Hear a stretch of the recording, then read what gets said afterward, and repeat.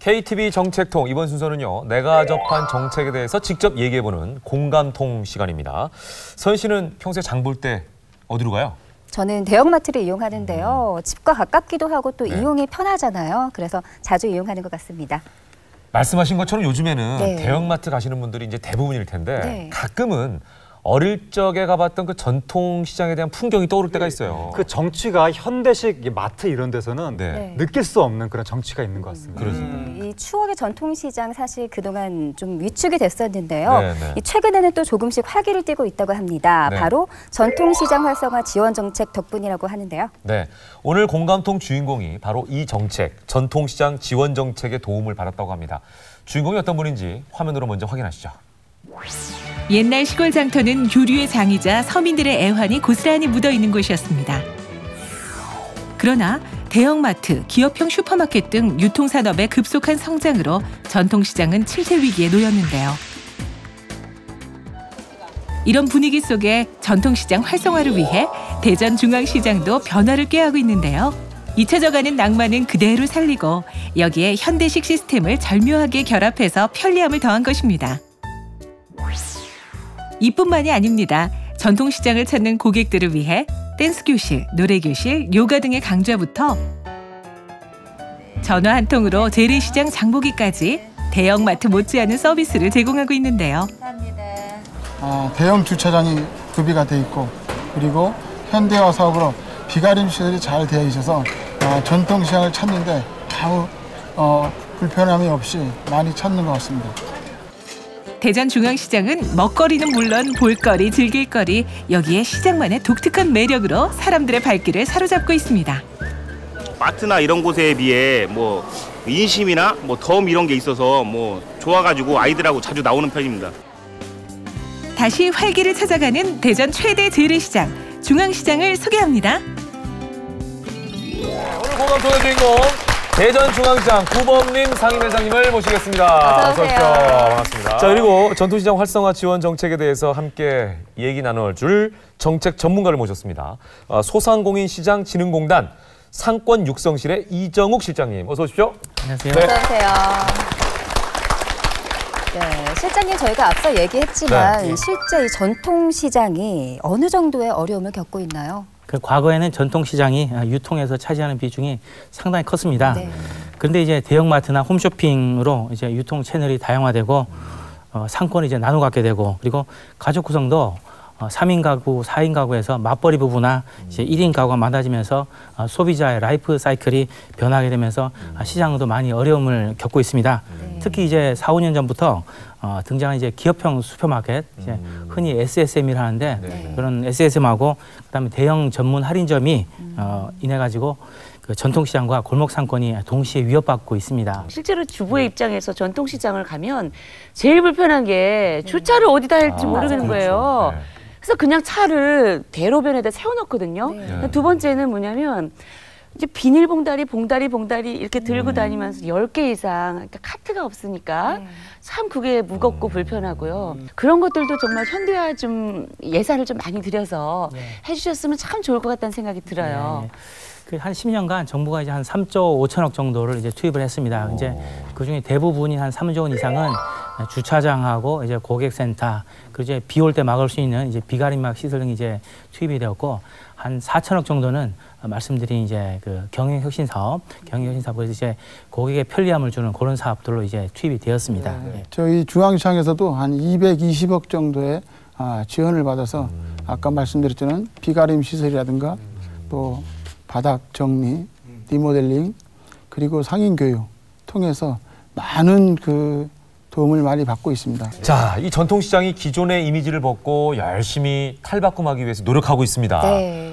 이렇게 노력하고 있는 전통시장에 손님이 없으면 네. 맥 빠지겠죠. 맞습니다. 그러니까 주말이 되면 가족, 뭐 친구, 연인끼리 이렇게 전통시장 가서 데이트하고 가족의 정도 나누면 어떨까 이런 생각이 드네요. 네, 우리 소비자들이 많이 이용해야 진정한 의미의 전통시장 활성화가 되지 않을까 싶습니다. 네. 오늘 함께 자리해 주신 두 분 고맙습니다. 고맙습니다.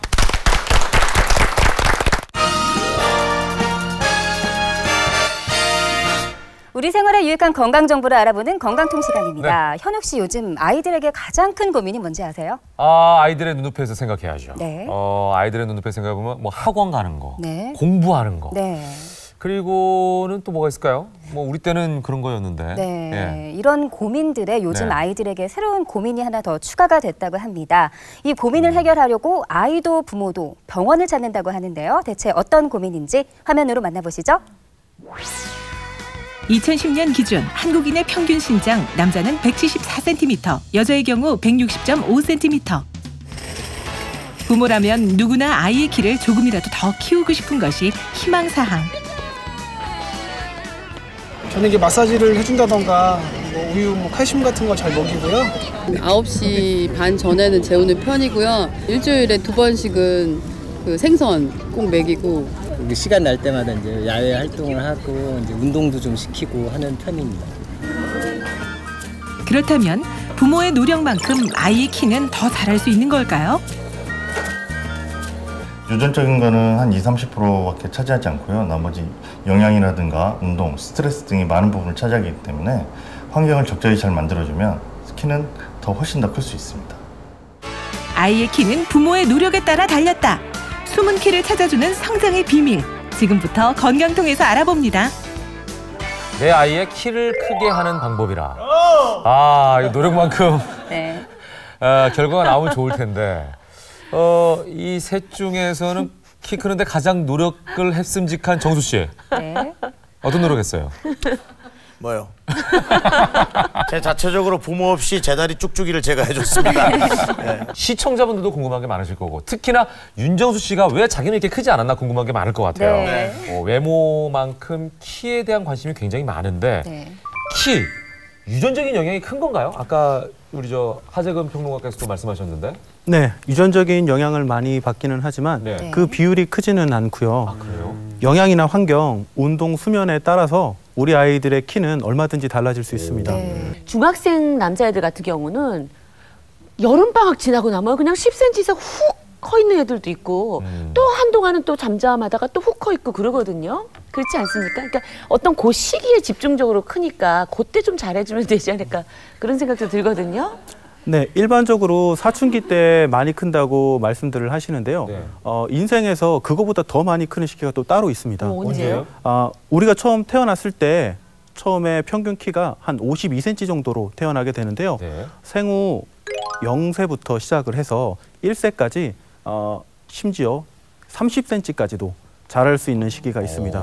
그 후에 첫 돌부터 두 돌까지 10에서 15cm 정도 자랄 수가 있게 되는데요. 이때를 가리켜서 제1 급속 성장기라고 얘기를 합니다. 그 다음부터는 이제 성장률이 좀 떨어지는 시기가 오는데요. 이때를 저성장기라고 얘기를 하고요. 이때는 만 2세부터 사춘기 이전까지를 얘기를 합니다. 이때는 연간 4cm에서 6cm 정도 자라나는 시기고요. 이 이후부터 제2 급속 성장기라고 불리는 사춘기가 시작이 됩니다. 사춘기가 시작이 되면 남자아이들 같은 경우는 연간 8에서 12cm 정도까지도 자랄 수가 있고요. 여자아이들 같은 경우는 7에서 10cm 정도 자랄 수가 있게 되는 시기입니다. 또래보다 손과 발이 큰 아이는 키도 크다. 자, 또래보다 손과 발이 크면 키도 큰 것 같다. 네. 자, 하나, 둘, 셋. 오! 네. 대부분이 오를 들어 주셨습니다. 왜냐면 손과 발에 어울리는 키가 돼야지 맞지 그렇죠. 않겠습니까? 네. 하나, 둘, 셋. X잖아요. 성장판은 우리 몸의 곳곳에 다 위치를 하고 있는데요. 손가락뼈에도 있고, 그다음에 발가락뼈에도 있고, 무릎뼈 뭐 다 있습니다. 근데 이 뼈들이 자라나는 속도가 다 일정하게 자라나는 건 아니고요. 어떤 부분은 조금 더 자라나기도 하고, 어떤 부분은 조금 덜 자라나기도 해서 항상 비례하지는 않기 때문에 손발이 크다고 해서 키가 바로 더 큰 것은 아닙니다. 저희가 이렇게 OX 퀴즈를 통해서 또 여러 가지 사실들을 다시 한번 확인했습니다. 네. 네. 자, 함께해 주신 두 분 고맙습니다. 고맙습니다. 감사합니다. 네. 얘기하다 보니까 벌써 끝날 시간이 됐습니다. 네. 뭐 유익한 정책 정보들이 이렇게 많아요. 네. 다음 시간에도 더 풍성한 소식으로 함께할 것을 약속드리겠습니다. 네, 다음 시간에도 KTV 정책통으로 채널 고정해 주시기 바랍니다. 고맙습니다. 안녕히 계십시오. 감사합니다.